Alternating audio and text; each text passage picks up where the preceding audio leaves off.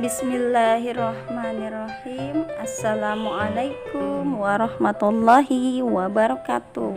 Halo, apa kabar anak-anak ibu semuanya di kelas 4? Mudah-mudahan tetap semangat dan selalu menjaga kesehatan. Nah, hari ini kita bertemu lagi di pelajaran tematik dalam muatan PPKN dan muatan IPA. Nah, sebelumnya jangan lupa untuk berdoa terlebih dahulu. Anak-anak, kebersihan dan kelestarian lingkungan tempat tinggal harus kita jaga bersama-sama. Dengan menjaga dan melestarikan lingkungan, berarti kita mensyukuri pemberian Allah Subhanahu wa Ta'ala. Kondisi lingkungan yang baik dan nyaman dapat terjadi jika kita menjaga lingkungan dengan baik. Begitu pula sebaliknya, jika lingkungan terasa kotor dan tidak nyaman, itu terjadi jika kita tidak menjaga lingkungan dengan baik. Untuk itu, kebersihan lingkungan yang kita tinggali merupakan tanggung jawab kita sebagai orang yang menempatinya. Jika kita hanya menempati lingkungan tersebut tanpa merawatnya dengan baik, berarti kita tidak peduli terhadap lingkungan. Aktivitas yang kita lakukan pada umumnya menghasilkan sampah. Nah, apabila sampah tidak dibersihkan, maka lingkungan kita pun akan menjadi kotor. Nah, lingkungan kotor ini akan menciptakan rasa tidak nyaman, kan? Lingkungan yang asri, nyaman dan aman merupakan lingkungan yang diinginkan oleh setiap orang. Untuk mendapatkan lingkungan tersebut, kamu perlu menyeimbangkan antara hak dan kewajiban. Apa itu hak? Hak adalah sesuatu yang layak kita dapatkan setelah mengerjakan kewajiban. Sedangkan kewajiban adalah sesuatu yang harus kita kerjakan. Jadi kita lakukan dulu kewajibannya, baru setelah itu kita mendapatkan hak kita.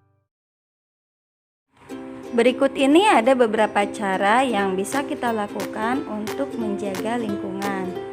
Yang pertama, dengan menanam dan merawat tanaman di lingkungan sekitar atau dengan melakukan penghijauan. Yang kedua, menyayangi peliharaan, kemudian membuang sampah pada tempatnya, dan dengan senang mengikuti kerja bakti. Contoh lain upaya pelestarian lingkungan yaitu yang pertama, tidak merusak taman yang ada di sekitar kita. Kemudian, tidak melakukan penebangan pohon sembarangan. Dan yang terakhir, bisa dengan melakukan reboisasi atau penghijauan.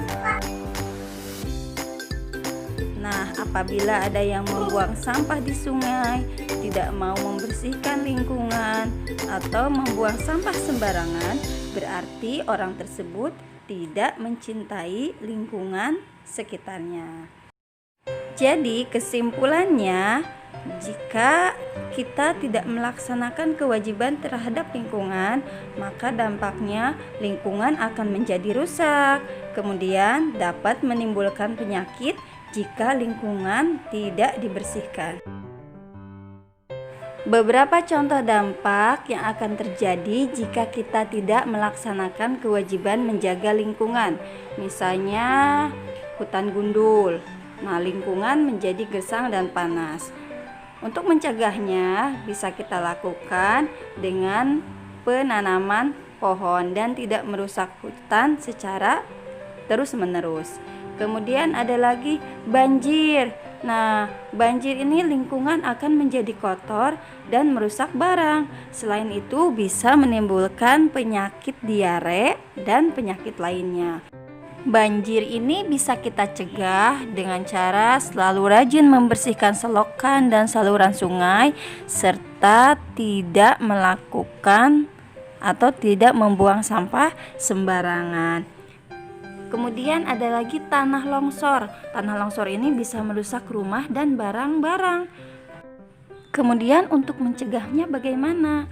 Kita bisa melakukan penanaman pohon atau reboisasi di daerah yang rawan longsor. Selain itu, kita bisa membuat sengkedan atau terasering di daerah perbukitan ataupun lereng yang tanahnya mudah ataupun rawan terjadinya tanah longsor.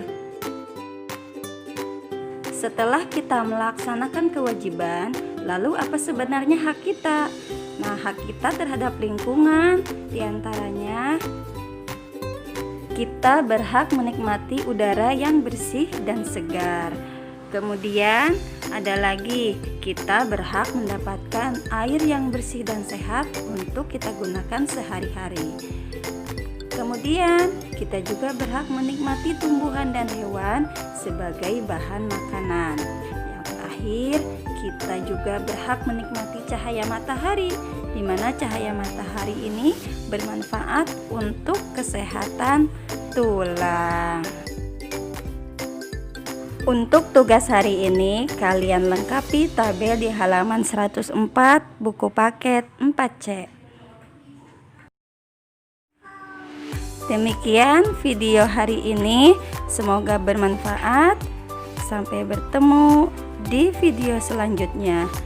Wassalamualaikum warahmatullahi wabarakatuh.